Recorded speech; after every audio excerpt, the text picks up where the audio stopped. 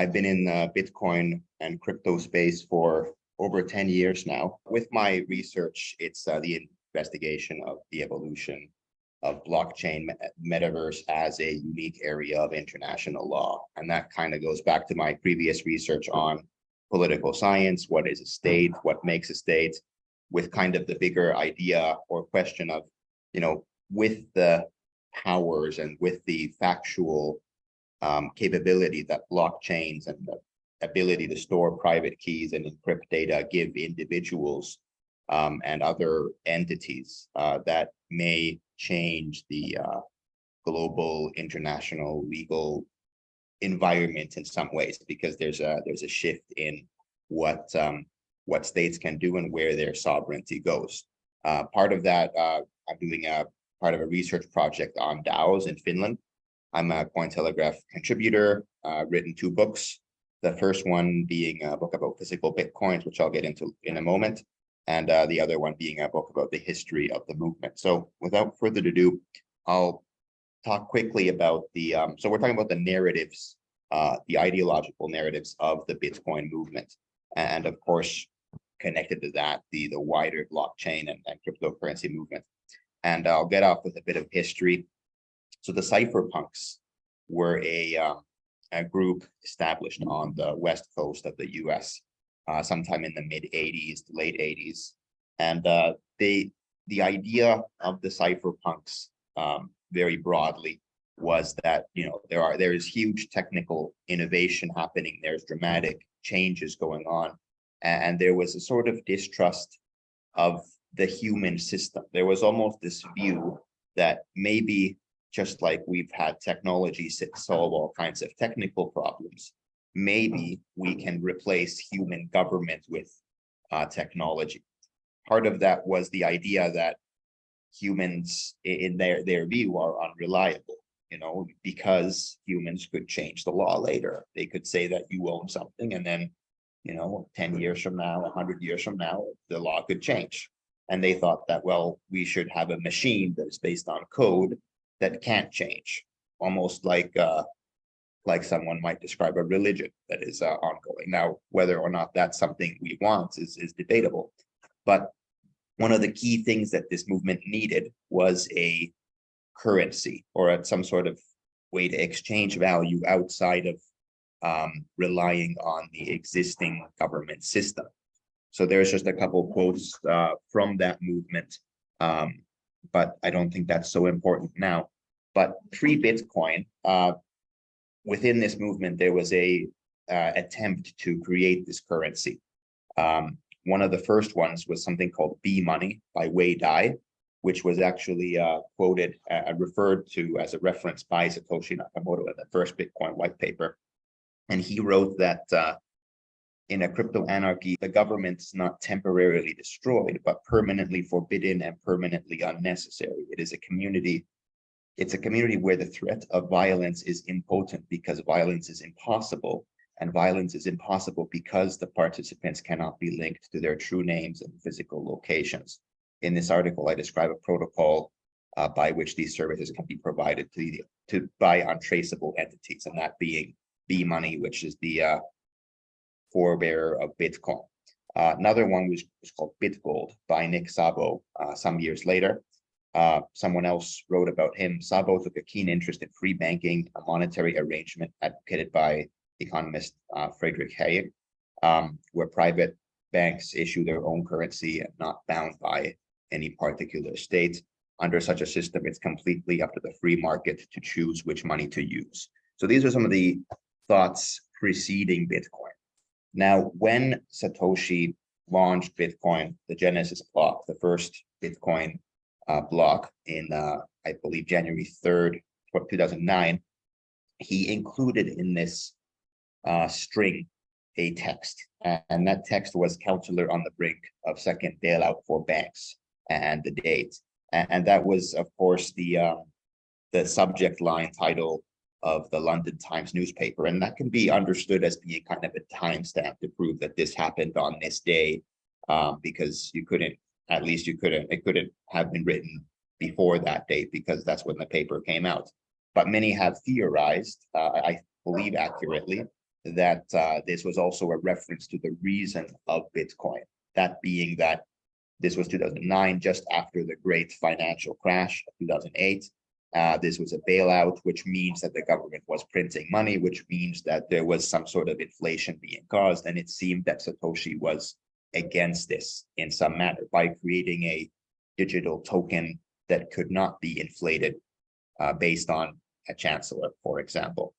So this became kind of a central pillar of the movement. And there were various waves of people adopting Bitcoin. The very early ones, like with the cypherpunks, they could be called technological libertarians. They had an innate trust of the system. They were trying to create something new. They were geeks. Then we had some of the first use cases of Bitcoin.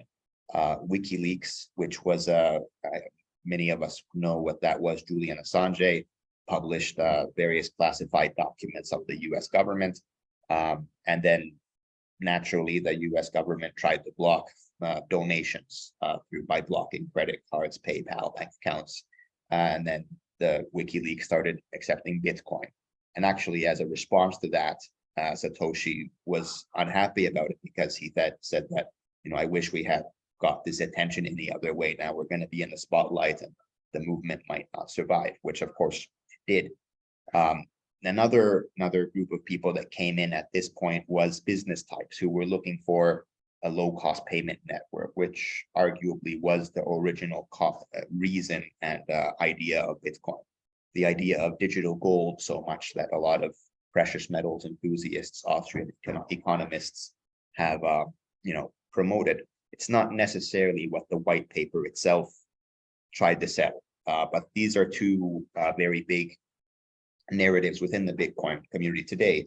Is it supposed to be a store of value like precious metals, maybe even a return or some kind of rehash of the gold standard that existed 100 years ago?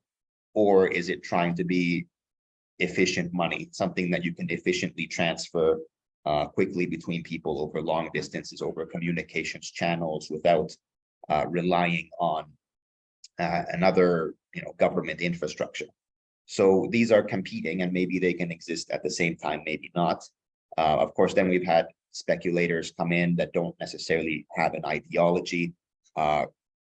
Beyond that, then there's artists that have been involved with the least recent launch of ordinals and the like. And the Bitcoin and blockchain thing, of course, split. So earlier there was just Bitcoin, but then there were altcoins that were created, initial coin offerings, Ethereum, Polkadot, NFTs, DAOs, all of this came out of it. And arguably those other phenomenon didn't and don't have the same kind of deeper ideological or philosophical base. Maybe not basis, but the community doesn't seem to rally around those ideas and more rallies around the practical things of what you can do with it. Whereas still with Bitcoin, there appears to be a certain philosophical ideology behind it for a lot of people. So my first book in 2016 was called The Encyclopedia of Physical Bitcoins. And the idea of this was to look at physical coins that people have minted about Bitcoin and about cryptocurrencies and analyze the imagery and the symbolism and the composition of these and see what they say about the movement. Because it's one thing for me to analyze it, but it's another thing to show. So here on the left, you have a gold coin, 1 ounce of gold, which goes back to the idea of Bitcoin being like a digital gold. It goes with the idea of Bitcoin being a coin, that it's the imageries and the word itself. It's trying to, bring up an idea of something. And on there, it says 1000 BTC, Bitcoin. And what that is on the other side of that 1 ounce gold coin, there is a sticker. And if you peel the sticker, there's a private key under the hologram sticker to 1000 Bitcoin. So that is the most valuable coin in the world. There's a couple of them out in circulation. On the right side is a coin that shows people using chains, which I believe mean blockchains. They're holding a Bitcoin and they're tearing down a bank and the bank is burning and the bankers are sitting there on the steps crying with their worthless bags of fiat. So what's interesting here is that this was this common symbol that someone in 2013 created to describe Bitcoin. And then it's a symbol that people bought and people wanted to collect, which means that this is an accurate symbol of the movement, or at least what people wanted the movement to be. Now, again, whether or not that's the direction we're going is another question. We don't know if it's going to end up where it was originally began.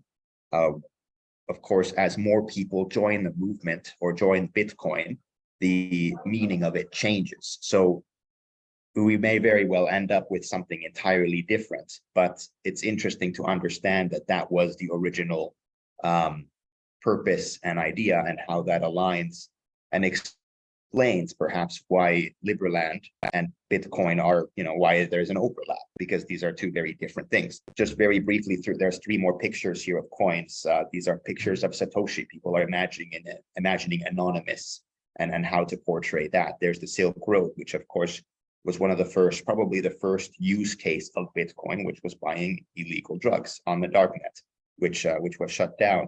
And that also is very deep in the psyche of Bitcoin. It was a rebellious, countercultural, or some revolutionary project that went against the grain. Last slide there's just a couple more images of physical Bitcoins from 2011 to 2013. And they portray images of what we might describe as freedom. There's the world map, there's a dove, there's another dove, there's a bull showing strength. So by looking at these images of a movement or subculture, we can look into their soul, you could say, and their at least optimistic views of themselves. That's all. Thanks.